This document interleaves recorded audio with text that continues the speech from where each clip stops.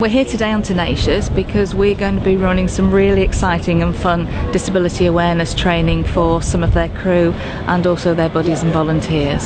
The programme today is going to be very varied, but it's all based on improving communication skills and working with people as an individual, because every disabled person that will come on this boat is an individual. They'll get to know them personally and work really hard to build their independence and make sure they maximise a really great experience on this boat. You're standing on board Tenacious, which is one of only 2 ships in the world designed and built from scratch to be operated by crews of all abilities. So we can take up to 40 novice voyage crew on board. We have a small professional crew in addition to that of 8 people, but a novice crew of 40 people, who up to 20 of whom can be physically disabled. So we've done some exercises on guiding people around, communication with deaf people, blind people, which has been very useful for everybody, because a lot of the problems we have on the ship with anyone with a disability, especially deaf, is communication. So that's been really useful to do those exercises.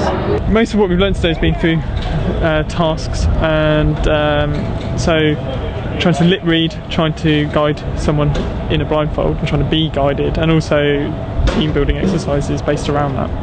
For sailing on board, I personally would feel a lot more confident guiding someone with a visual impairment, which is quite nerve-wracking at first, but once you begin to communicate with that person better, you gain an understanding of how they would like to be guided and things to look out for. That becomes a lot easier.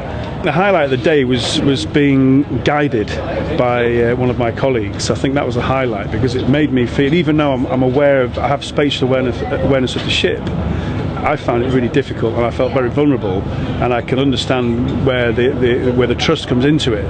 But I did feel very vulnerable, I have to say. So I think that's really piqued my awareness of people who've got visual disabilities, and I really have learned a lot. You know, certainly about communication and just general awareness of people who have got disabilities. We have had a really good course today. What a great group of people. It's been really good fun, but also they've been really keen to learn, and they've all found it very useful. I think there are many organisations that can benefit from this kind of training. We're all out there with the same aim, and that aim is to get more disabled people on the water. We're not in competition. It's all about working in partnership. People will come on JST, have a fantastic experience, and then never be able to do it again because of funding, distance. So what we can do is then say to them, well, come and join a sailability group, carry on the sailing. On the other side, we have people in our groups who maybe have not heard of JST and would love an experience where they go on a longer cruise on a really big boat. So I see it as a very complementary partnership. It's very easy to sign up to disability awareness training.